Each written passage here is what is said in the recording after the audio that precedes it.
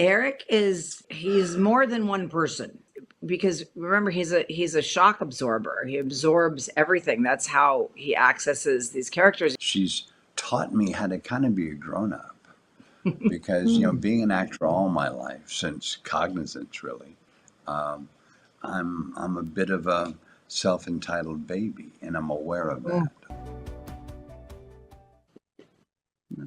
Hey everyone, welcome back to the Beyond the Bar podcast. I'm your host, Anissa Tova, and today I am so thrilled. I really truly have a special couple. We're diving into the world of Hollywood with a celebrity couple, Eric Roberts, an Academy Award nominee known for his intense roles and versatility, and his wife, Eliza Roberts, also very talented actress, casting director from a renowned showbiz family. Now, together, they have navigated the waves of showbiz while keeping their personal lives really truly rich and meaningful. And today, we will explore the journey through acting, family, personal passions, and yes, that will include stories about squirrels. So let's dive right in. Eric and Eliza, welcome to the show. Hi, that was great. The stories about squirrels. Great. You're obviously extremely successful couple. You are out there and in public. You have amazing acting history. I mean, you can Google all of that. Yeah, I know, Eliza, you were born into a showbiz family in Manhattan. You started career at a young age. And Eric, you grew up in Atlanta. You began your career in theater, I believe, in New York City.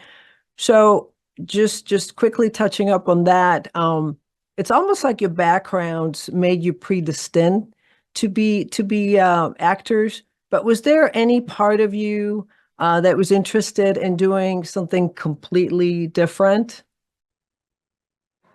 You're turning to me. Do you want me to answer first? Yeah, I mean, You.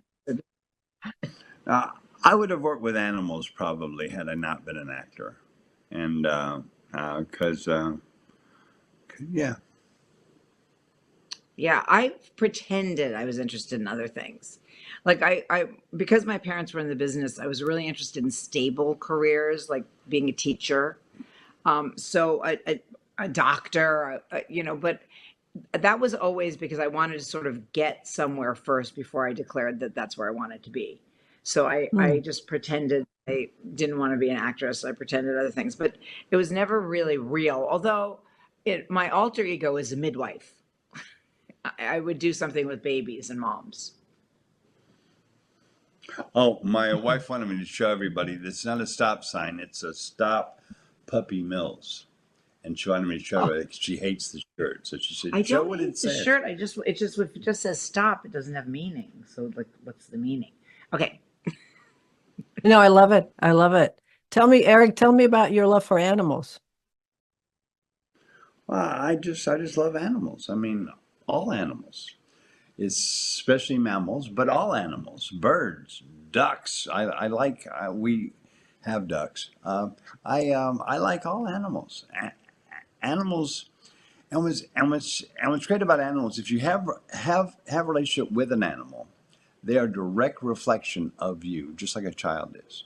And so animals are a great gauge of our behavior, our understanding, our communication. Animals are cool, man. Is this something that you were into when you were a young boy?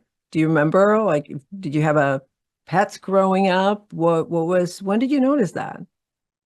Well, my grandfather had horses, so that's kind of the first thing I was around was horses and chickens, and that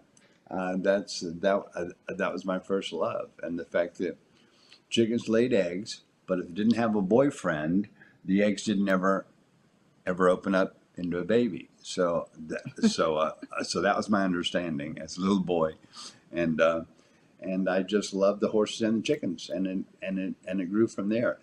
And I've always had a cat ever since my cognizance, and I've always had a cat that belonged to me. It was my responsibility. So I've always had a cat, and then it just added to over the years. If an animal need rescuing, I would step in, and if I couldn't rescue it, I would find a home for it that could.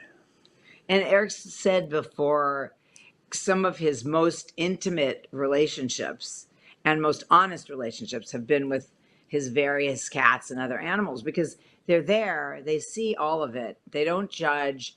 I think animals are his favorite people, and actually, we know a lot of people who feel that way. Well, horses are great because they're enormous, yet they're gentle.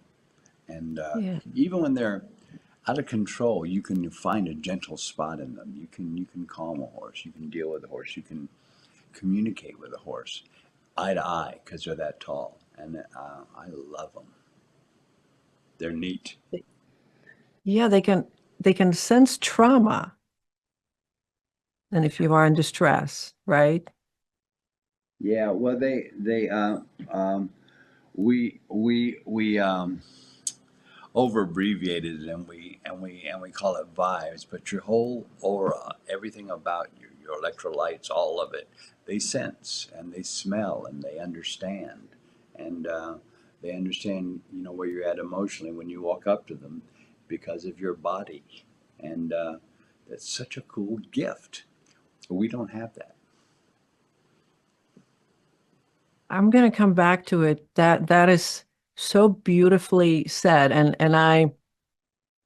you asked me earlier about where I was from, and I shared with you that I immigrated to this country from another country as a young girl. So I've been through a lot. And I remember when I was in my early 20s, there was a healer therapist, and I remember they took me to it was a horse farm basically that did a lot of trauma work.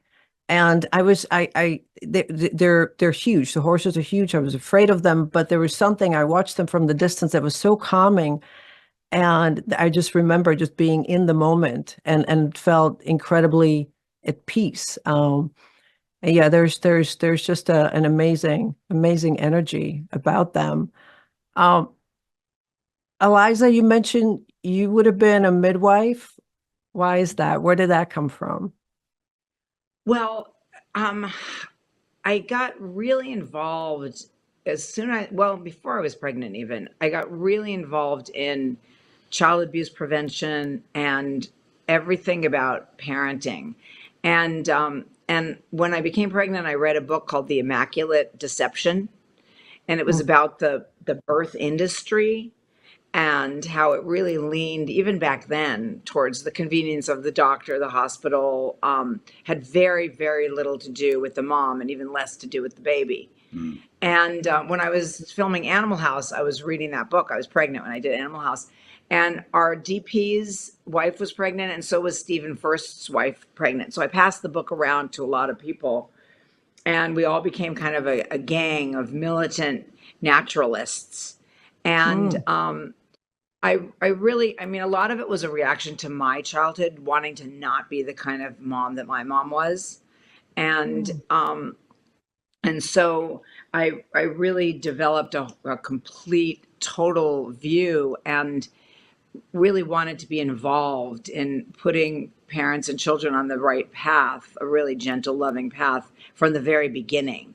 So, and I already am a certified lactation expert and consultant.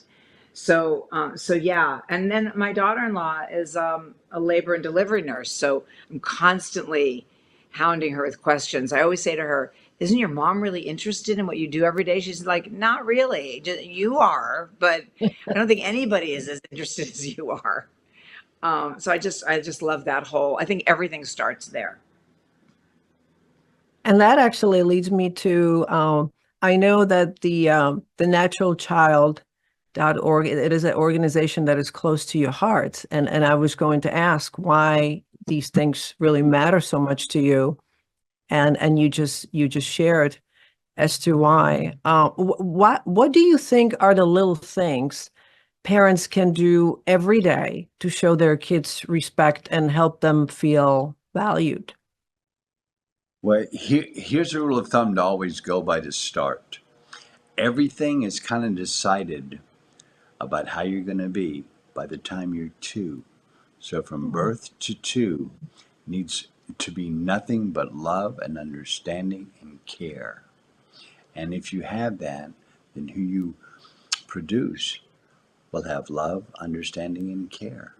And I really believe that.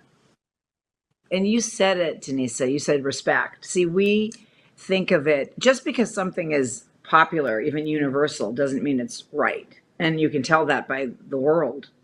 But it's the common belief is that kids are supposed to respect their parents, and their teachers and whoever, adults, people in authority.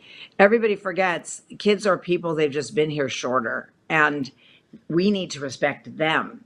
It's very, very key. And the ills that beset our world, after the fact, it's really hard to fix them if possible at all. Whereas that ounce of prevention, that's what Natural Child is about. It's about setting things up on a path so that there won't be violence, there won't be hate, there won't be certain fears that are not useful fears. All of that. Alice Miller was the one whose philosophy originated the Natural Child philosophy. And she even applied it to how the entire Nazi regime in Germany could have been prevented. When you look at the parenting of the people who participated in that, they were all horribly abused. And we know what abuse leads to, just more abuse. So that's basically the core of it. The beauty of this podcast, there's nothing pre-rehearsed. It just flows. And I appreciate you being vulnerable. And so I will be vulnerable as well. I lost my son. It'll be 3 years ago. He would have been 30. And mental health, he served in the military for 6 years and, try to self-medicate afterwards. And it just went, down the hill after that. But he left a beautiful, thank you. He left a beautiful daughter, my granddaughter, behind. And so it's, she's surrounded with so much love.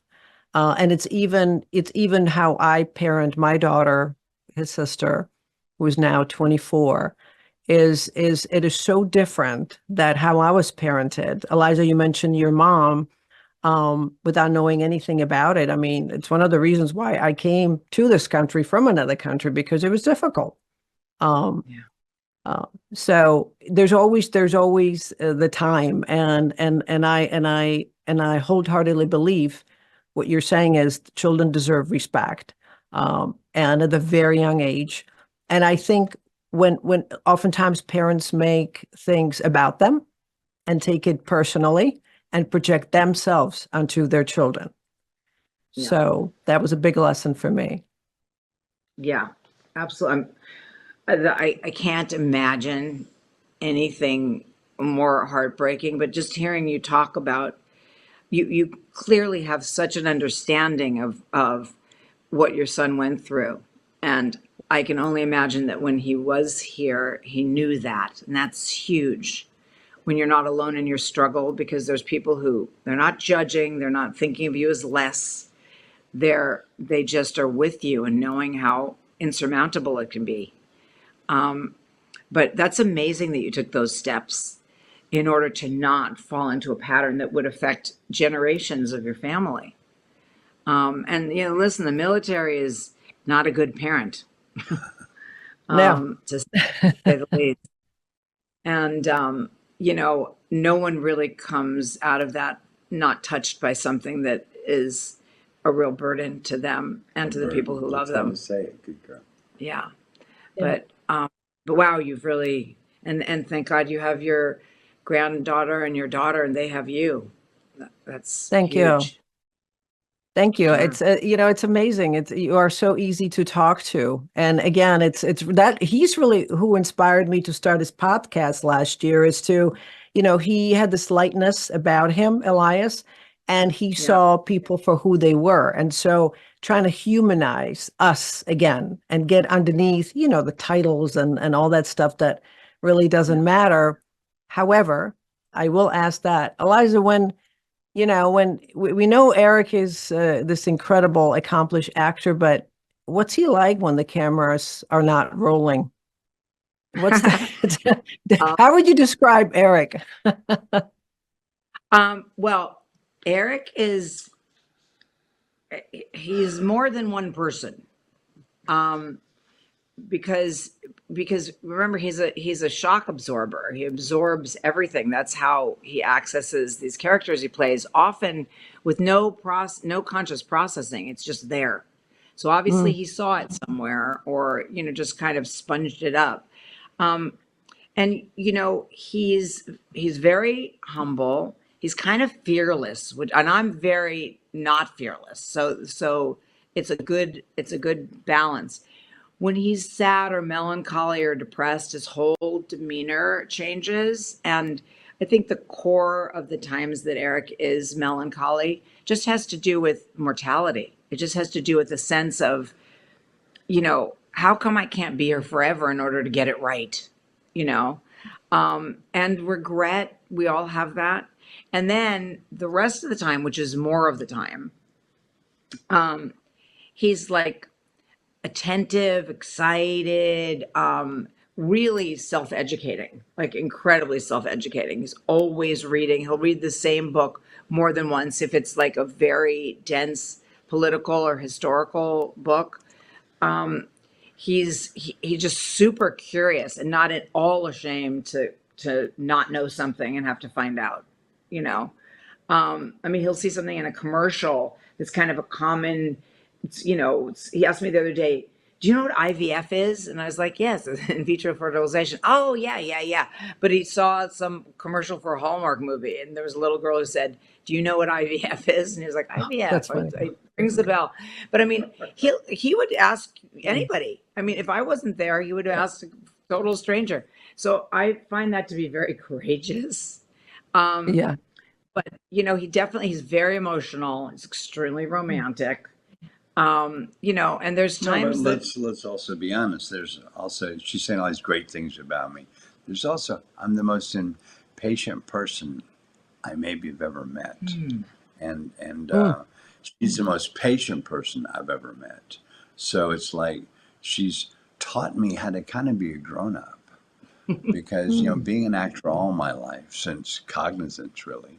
Um, I'm a bit of a self-entitled baby, and I'm aware of mm. that. I don't like it about myself, but it's kind of planted in me.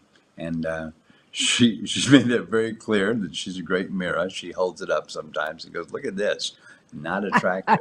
And I love that. and yeah, she's Love it. she's not to overstate it, not to get corny, Mm, but my wife is my hero because she mm. taught me what works for me. And nobody ever showed me what works before. So I was kind of floundering. I didn't know what to do with myself. I'm an actor.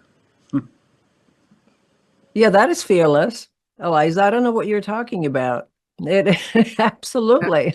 thank Um, you. I do have my moments, that is true, but but thanks.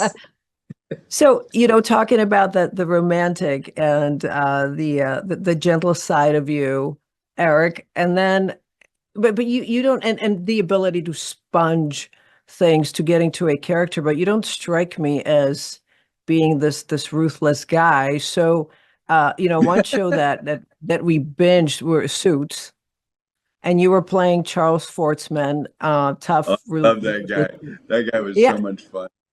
How was that for you? Like, I mean, how did you tap into that side of you? Well, those kind of guys for me as a grown up are like when I was a little boy and I would play grown ups. I would be a grown up, and I'd be a tough guy, And I was 8 years old and weighed like 60 pounds, but I'd be a grown up. And Yeah. that's that for me. That's what it's like playing Charles Forsman. I mean, he's a grown up, and he's an a hole, Yeah. and he's got a real egomaniacal power trip going on that's legitimate. It's not fake. And I just love getting into those guys because I'm not those guys and they're fun to play. That's interesting.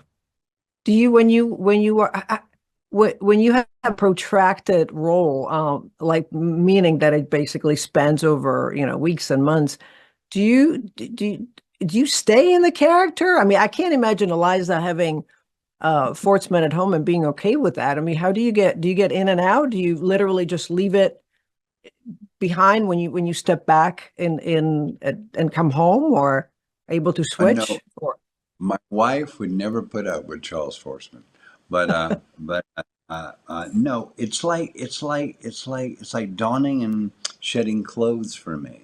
It's like it Mm. takes a long time sometimes to get dressed up.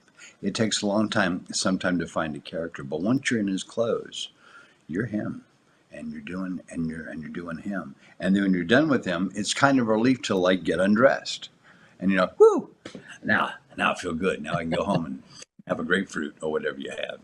And yeah, it's like it's not hard for me anymore. It in my youth it took more time, and it took more minutes of the day to come in and out of my work. But as an old man, it's like taking on clothes and putting them on.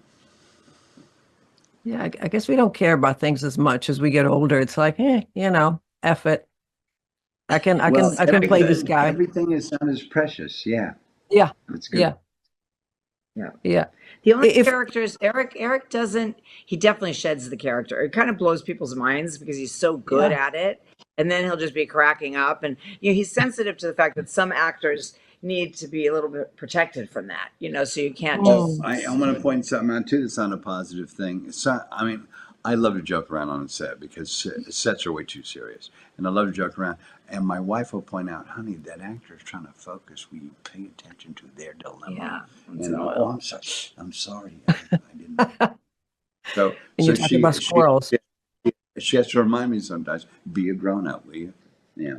Yeah, the only characters he didn't used to shed. Lately, he's reading a lot of nonfiction, but when he would read fiction or a crime drama or an FBI file, he couldn't get out of it. Like if Mm. something very frightening was about to happen or had happened, or it's just a chilling story, he was still in it. I mean, just walking around the house completely in the book.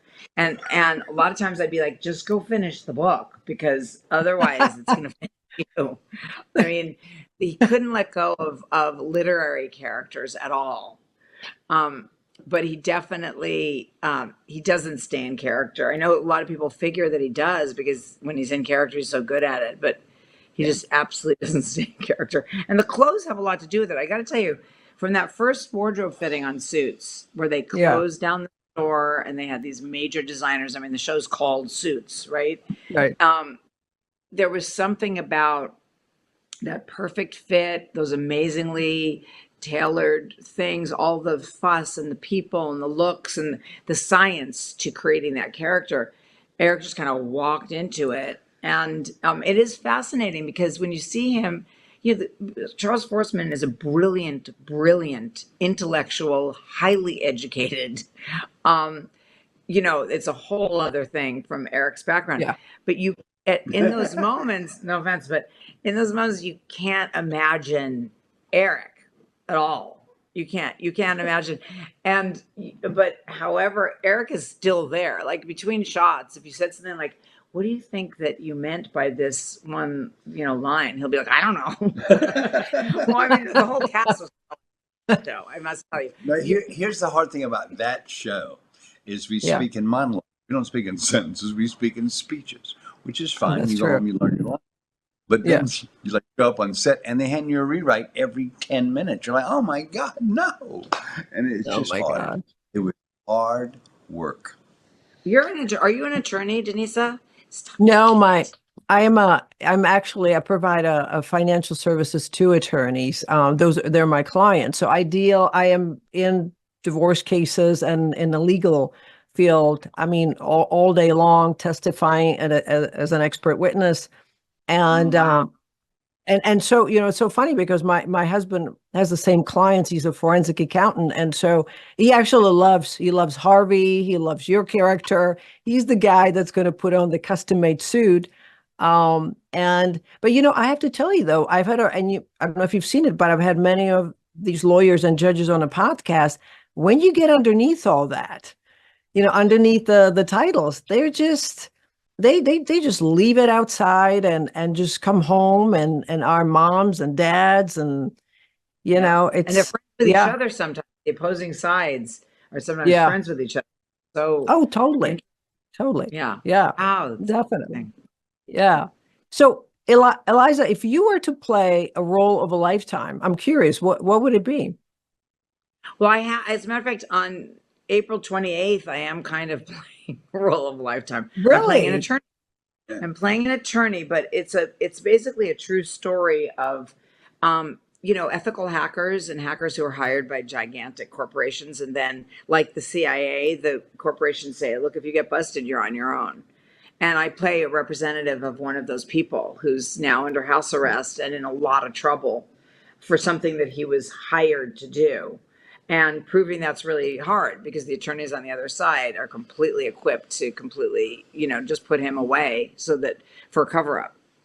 It's a really fun role because, yes, it's very legal and all of that, but it gets very emotional because there's a progression. She gets to care about this client and about the situation. And she's also in danger because, there's a whole expose that goes on. So it's a really fun role. I can't say it's a role of a lifetime. I think the roles of a lifetime would probably be playing what I am, which is a mom and a grandma.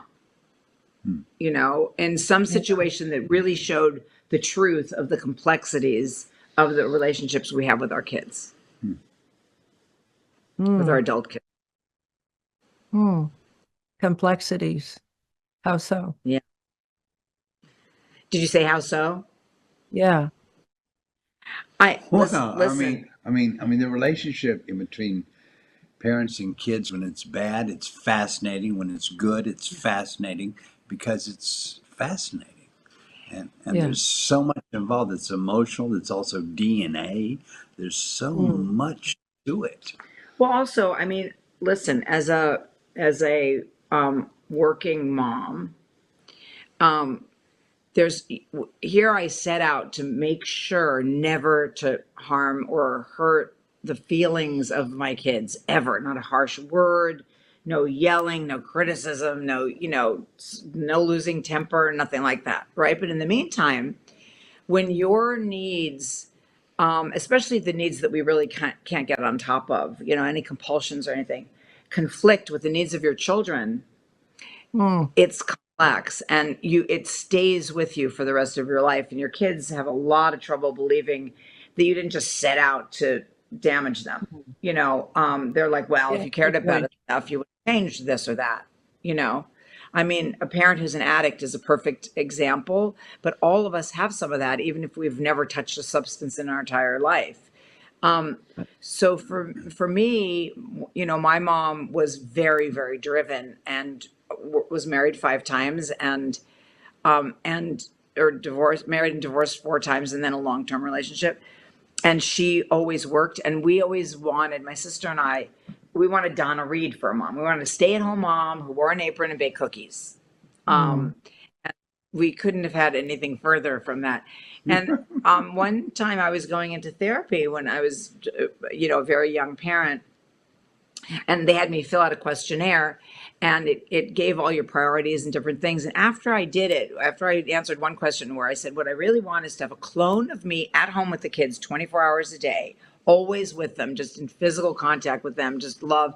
And then I'd be able to go off to work and do my thing. And I realized what I wanted to do is I wanted to be a dad who could Hmm. breastfeed, right?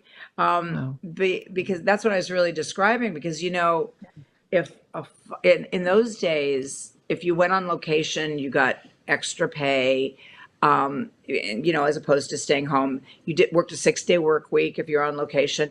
And if a guy in our industry went off on location, people would say, look how hard he's working to take Yeah. care of his family. If a woman did that, the mom, it was like, oh my Yeah. God, she's neglecting her children. Yeah. And that was a dilemma. Those are the complexities Yeah. right there. Also, Eric's not the father of my kids. I Yeah. broke up with the father of my kids. You know, it's shattering to Many think. years before me. Oh yeah, many years before him. But it's shattering to think of that stuff. You always have it in the back of your mind that somehow you can go back and fix it, and even with all the new technology, the new books and the family configuration and everybody being friends, it doesn't matter. You still really worry about what damage you may have done to your kids. Oh, absolutely. And you can go back, but in my mind, just it's what counts is now. And, I'm parenting my daughter very differently. I now understand as a 50-year-old where I understand my mom more. She's still back in Prague, and the decisions she made, and I saw things very differently through the eyes of 15-year-old. So there's a lot of growth. And I think as parents, that's all we can do is grow.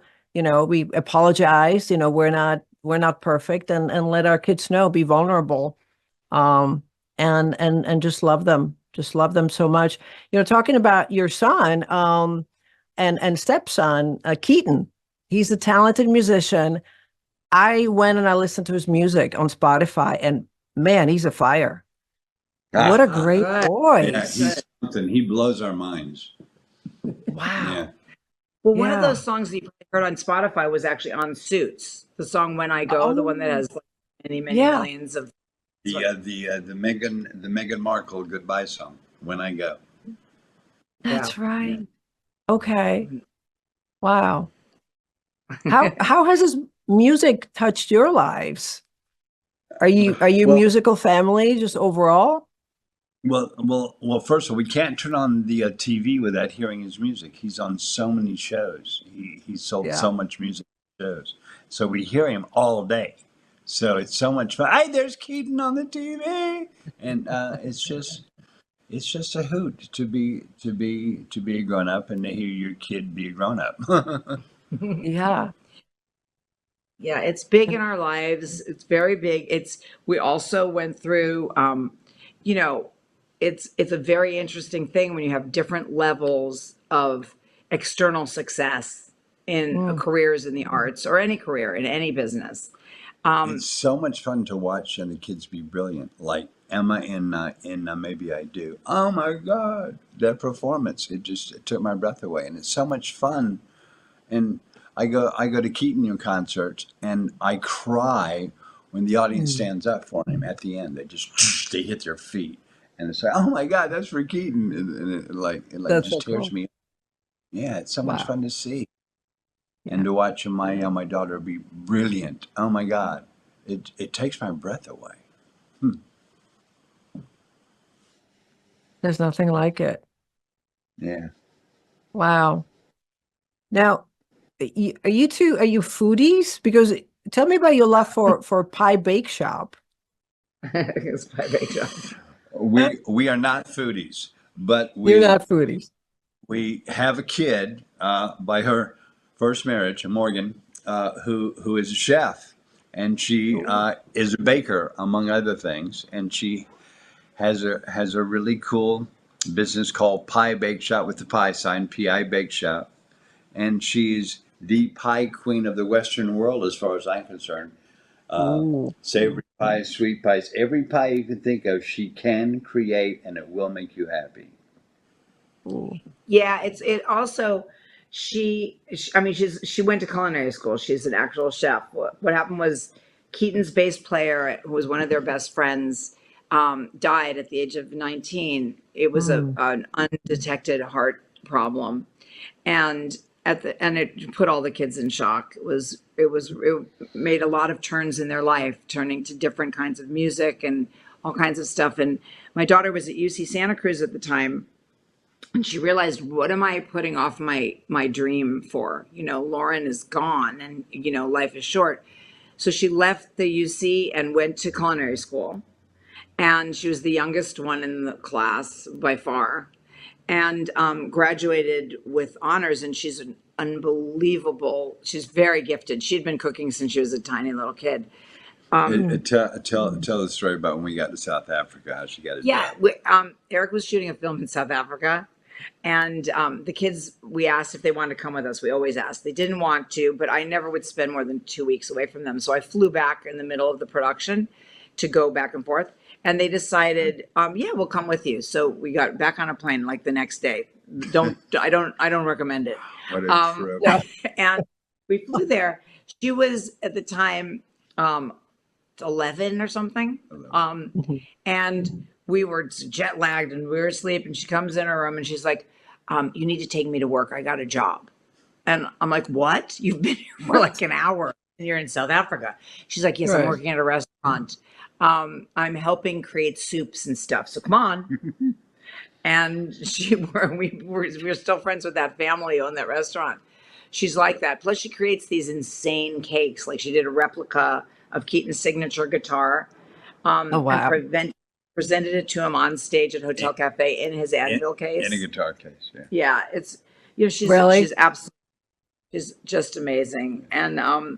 And so, and in a way, I mean, like in a way, we're foodies. I'm vegan and I haven't eaten sugar since I was 14 and all this other stuff. So there is definitely an interest and a knowledge about food. Eric just loves sweets. So we get kind of the healthy kind as much as we can. And he loves salads and he loves like healthy pizza with all kinds of vegetables on it and stuff. Holy Mm. crust is my Yeah, and my daughter caters most of the movies that he does, which is amazing. So it's a Mm. family affair. The whole thing is we try to It make it is. that. Yeah, it is a family affair. Um, you've been together for a long time.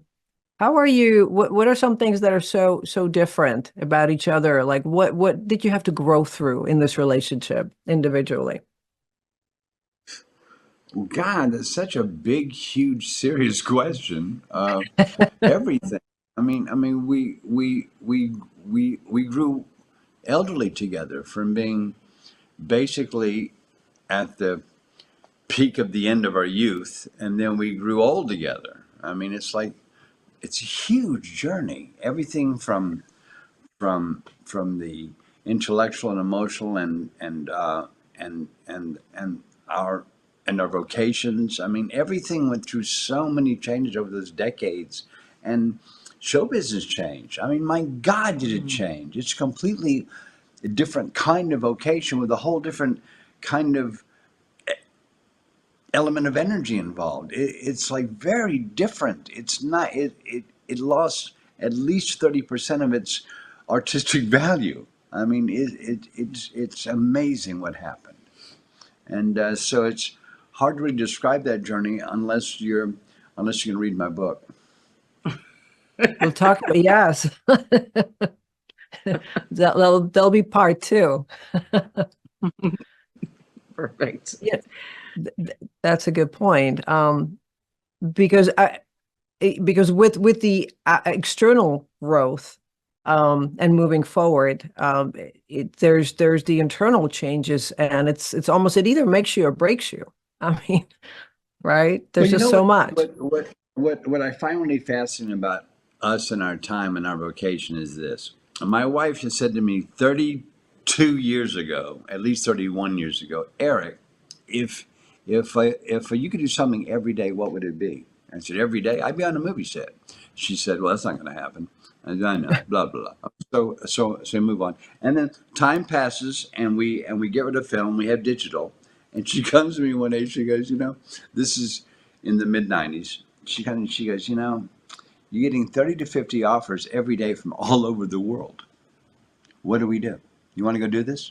I said, yeah. I thought it might be a fun kick. And that was 30 years ago. I mean, we're like still doing it. I thought it was going to be a little thing I did in my career, and it would pass, but it hasn't.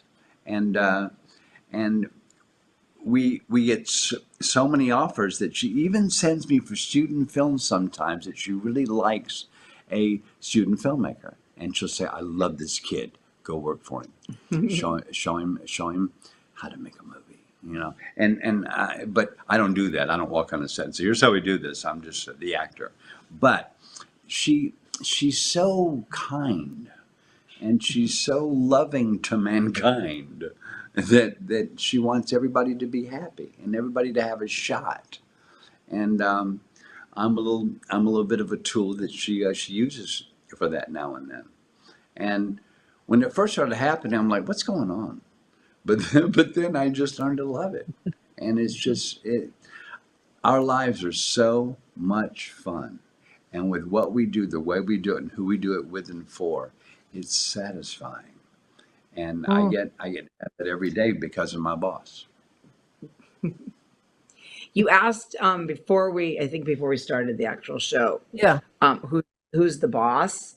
I yeah, think one of the biggest, and Eric pointed to me, and you weren't surprised, and we hear that so many times. We'll be on set, and Eric will say, "Ask my boss," and whoever he's saying that to, the director, the DP, they're like, "Oh yeah, I got one of those at home too." um, but I think the biggest change is there were a lot of. I was a little bit in the early years walking on eggshells, just mm, he was moody, he was super talented, he was very emotional, he was an artist.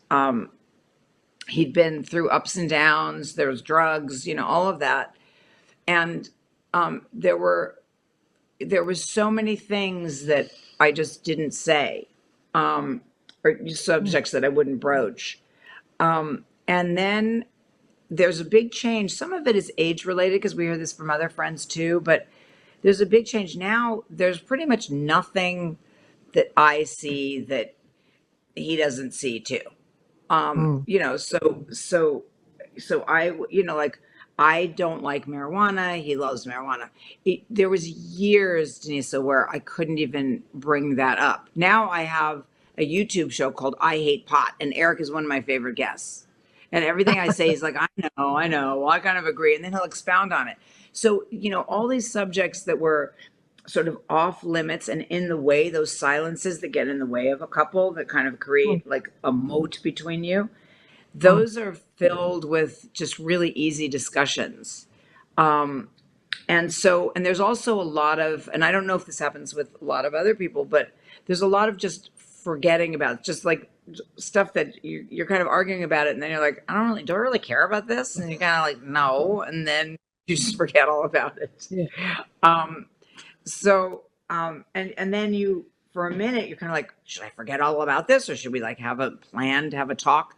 And then you just don't.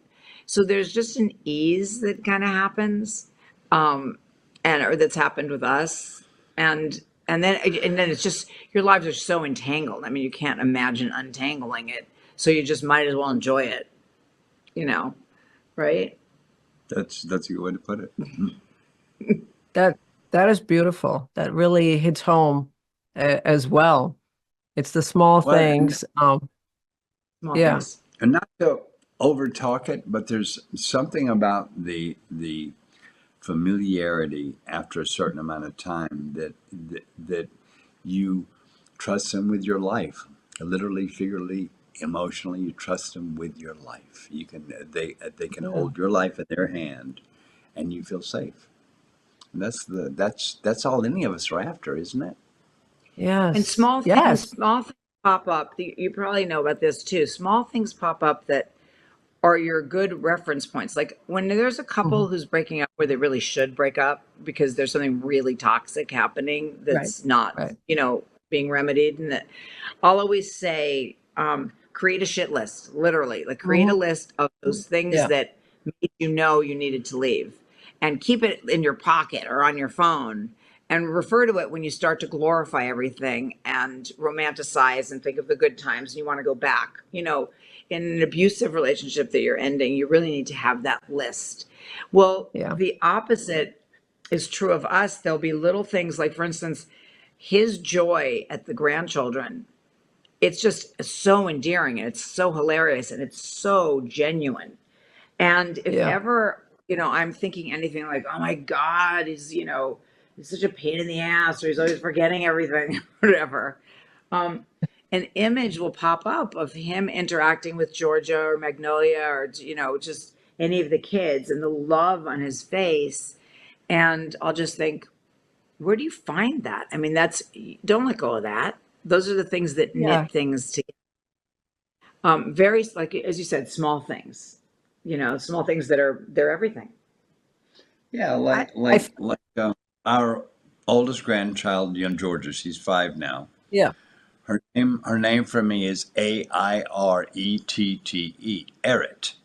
But now she's old enough where she can say Eric, and I miss Eret so much. Mm. It's Yeah. like a real grandparent and a real parent. Those are, he has all Yeah. those feelings. It was sweet. Yeah. Oh my gosh, you guys said so many things. I'm going, oh, okay, this one is hitting me, this one is hitting me. That is such a gem, Eric, what you said about you get to the point where you feel um there's almost like this calm, there's this comfort. It's almost like the state of what is it? It's almost like you become emotional caretakers. And you feel like there's this the strength in foundation while you still have the fun and do so many things. You have so many commonalities. Um, I think also that when something does happen, it triggers you. Again, at least for me, I went from, oh, there's something that's happening to me. That person did or said something I didn't like, to owning it. Rather than making it about them, it was about, why am I being triggered? What's happening? This just brought up something from when I was like 18 years old. And then you shrug off, the big things, the small things, because the big things, like we talked about, that's really what kind of keeps you together. And the small shit, so to speak, just does not matter. You don't remember it the next day. It doesn't matter. Uh, Yeah. and just knowing when to bring it up so you can sort of honor yourself, and what just doesn't even have to be brought up. So just knowing that flow, but feeling contentment. That was the word that I was looking for. Yeah. Yeah. Wow. This is okay. We need to talk about squirrels though, because I did promise that in the beginning. Eric, talk about squirrels. You have squirrels in your backyard. You have squirrels, right? Property, yeah, and we have a 5-story tree that's like a squirrel apartment house, and yeah, and they all know us, and they're all hand tamed. They will crawl up my wife's dress into her hand, take out a nut, and go back down, and they do the same thing with me. In fact, when we have people over who haven't ever been here before, sometimes it'll be feeding time, and the squirrels will be, who's this? And they'll en masse, like 10 or 12 of them, approach somebody, and they kind of what's wrong with your tree rats, dude? They're coming towards me and so like kind of freaks people out sometimes, because they're so tame, they're so nice, and Oh, you know who the parents are, because they're really fat. They're all obese because we feed them so much, and all the babies are skinny. So that's how you know who's who. I'm sorry. I just can't picture fat squirrel. Oh, Oh, enormous! I mean, I, as like big as small cats. They're like big squirrels. yeah. Okay. What did you do on Tuesday? Well, I spoke to Eliza and Eric Roberts about fat squirrels. Like it's just something, among other things, life and parenting but Like, that's beautiful though. That is so beautiful. Um, Eric, tell me about the book. Why did you write this book? Well, pressure. I had no interest in writing a book. I had no interest whatsoever in writing a book. In fact, I had interest in not writing a book, and Okay. and everybody can, publishers and people I like and respect, but the person with the last word is my boss. So Yeah. I say to my boss, why would I write a book? And my boss has these very good reasons, and she gives them to me. So I say, but the hard part is this, Eliza. I'm an actor. I'm a liar. I can't lie in a book, because then it's forever and everybody will know I'm a liar. I said, so I don't know how to do this, baby. And she said to me, I will keep you on track. And I said, well, okay, I don't know. And she said, yeah, just go with it. So I trusted her. And to the point where I can almost cry right now thinking of the fear I have with all this, because it's so frightening. To be honest about yourself is so frightening, because it's so easy not to be. And it's so much more fun not to be. And, and it's hard. And the only thing that I didn't have anything at all to do with was the title. That was the publisher's recommendation. So I said to my boss, "What do you think?" And she said, "I kind of like it." I said, "Okay." So we let that be the title. I wanted to call it stuff like "The few stronger ones sought refuge in the few remaining areas of isolation," and my wife said, "Nah, never happened." You're kidding. I think I said something more like, "Are you kidding?" Are you kidding? Oh my goodness. What? Oh, you know what else I wanted to call it? That everybody, What? everybody. You don't want me to tell? You can't, because that's all for the whole press tour that's being planned. Never. They know Okay, you're so speaking, never mind.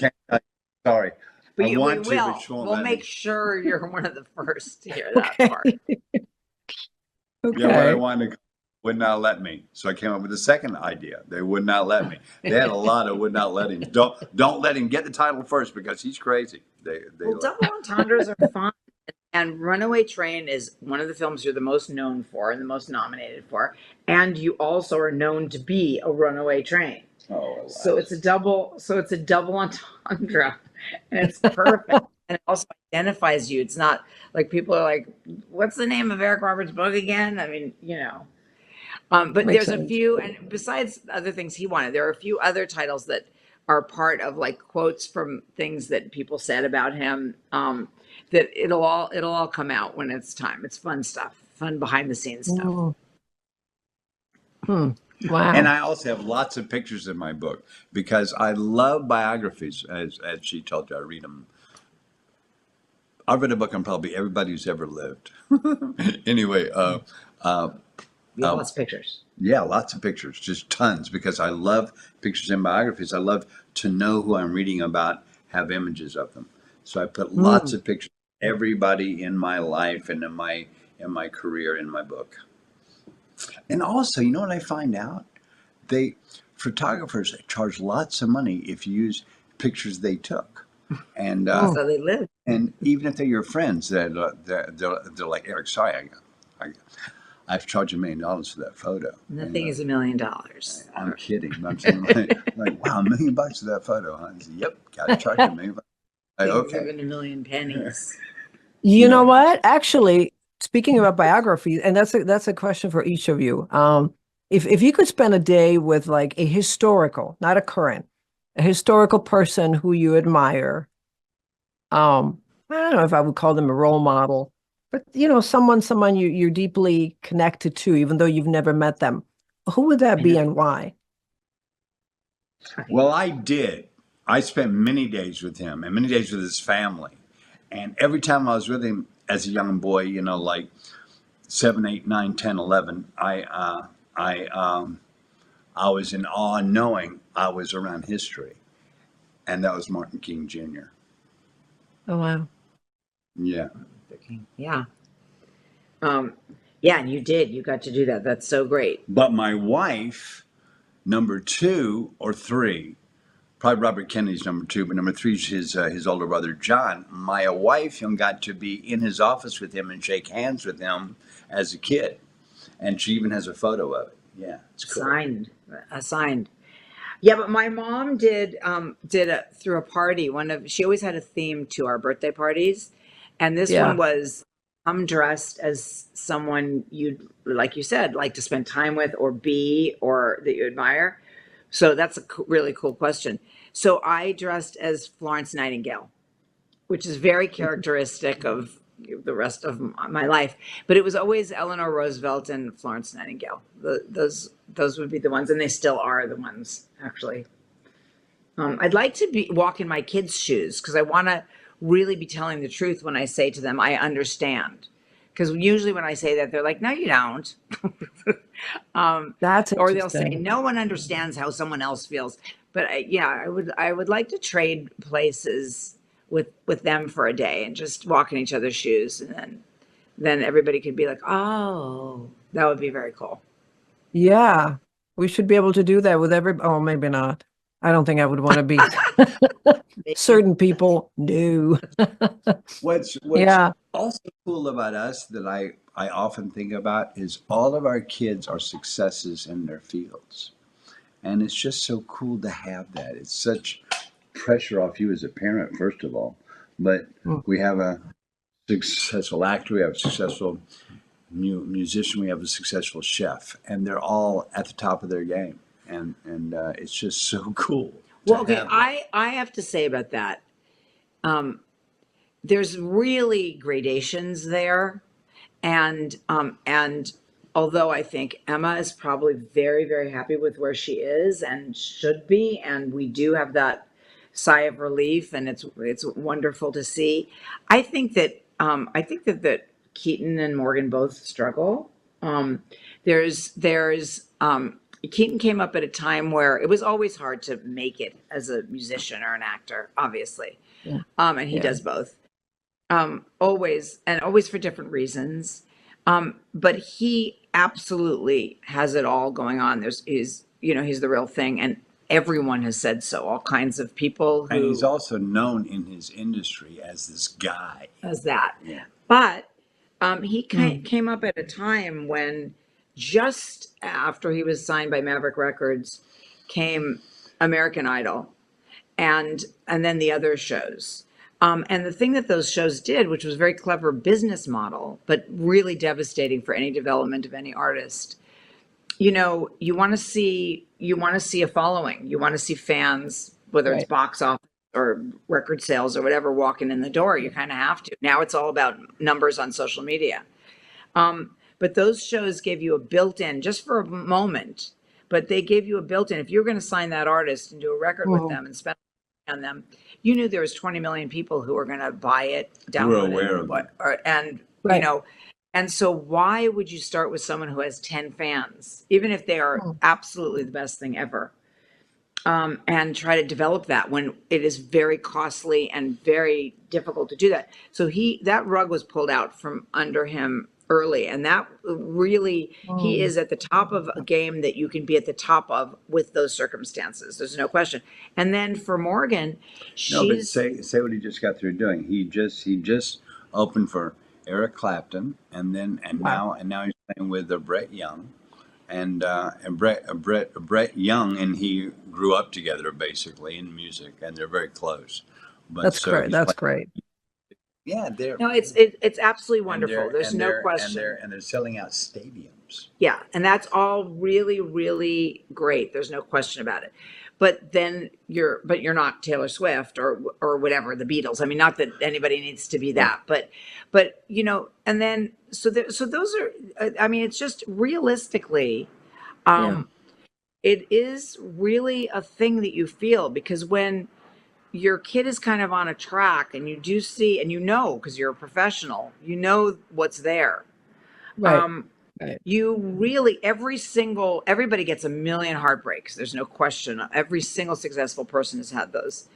But when you see that happen and then you see it kind of settle at a level that is kind of less than what you feel and many people feel is deserved, Mm. it really gets to you. I mean, there's much, Yeah. much worse problems, obviously, but this is definitely an issue because we're kind of the opposite of the parents who are praying their kids don't enter our business. If they are interested, I mean, we didn't say do this, but if they're interested, then of course they're welcome, and we'll encourage and support every way that we can. And then with Morgan, she really doesn't like doing a lot of social media. She's kind of shy. She's not shy with her Mm. friends, but she's kind of shy. She's been asked to do TV shows a million times. She doesn't want Won't to. go, yeah. So, nowadays you kind of need the marketing tools that you need, Yeah. a whole other bag of tricks. And All Oh, about social. yeah. yeah, if you're not going to do that, you're not going to be able to take as good care of your family. Yeah. You're not going to be as successful as if you are willing to do that. So there's a whole other job that is an adjunct to all of our jobs now. And because that's true Oh, for you yes. too. Yep. Absolutely. Yeah. To build your personal brand, to stay relevant. I mean, Huge. there's no line between business and personal brand. That is it. This is where the marketing relationship building has gone. And I've interviewed now several up and coming, and not just up and coming artists. I mean, they're really starting to make a big dent. And they're Mhm. saying, look, when you add this whole layer now, I have to be on TikTok doing videos every single day. It's something that I had to learn. And while I'm okay performing on stage, that's something Mhm. new. That's just not part of who I am. Not every, young person wants to Yep. do that. And it's like a whole new set of skills. It's not easy. It is constant growth. It is an evolution Yep. for all of us, and especially for the younger generation or those that fall in the middle, um, Yep. trying to figure out. Yeah, and then it's Yeah. up to us as parents, right? Is to guide them. You don't want to insert yourself too much. You're so No. happy when they can find their place in the world and get Yeah. fired up about something.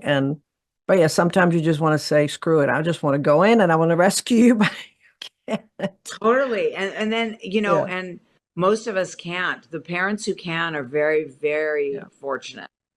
The kid bears yeah, their name, or they just have that kind of power.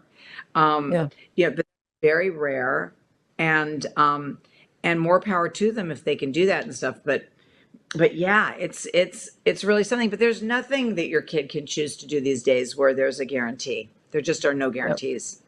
No, no, there aren't any. And wow, you know what? I would love to have you back. I mean, this is we can just we can talk about so many things, so many important things, because I feel like in one way we're more easily connected because of Yeah. social media. On the other hand, it's there is a sense of isolation. Yes. So this is important, and for people to know they're not alone. But Right. it's been such, and I really truly mean it. It's been such a pleasure to have you both on the show and to truly sharing yourselves and being vulnerable. And you're such an inspiration, and have amazing energy, great dynamic couple. And so, thank you so much. Thank you. It's so fun. This has been a long time coming, and we're so glad that we did. Will you stop kicking the thing? Sorry about that. We're so glad that we did this. You are really inspiring, and so it was really fun. And yeah, to be continued. Absolutely, we're here. Thank you. Thank you so much. And to our viewers and listeners, to find out more about Eric Roberts and Eliza Roberts, check out all the links below. Don't forget to hit the subscribe button on our YouTube channel, Beyond the Bar Podcast. Of course, follow us on all the social media platforms with the links below. And until next time, stay inspired, stay true to yourselves, and stay curious.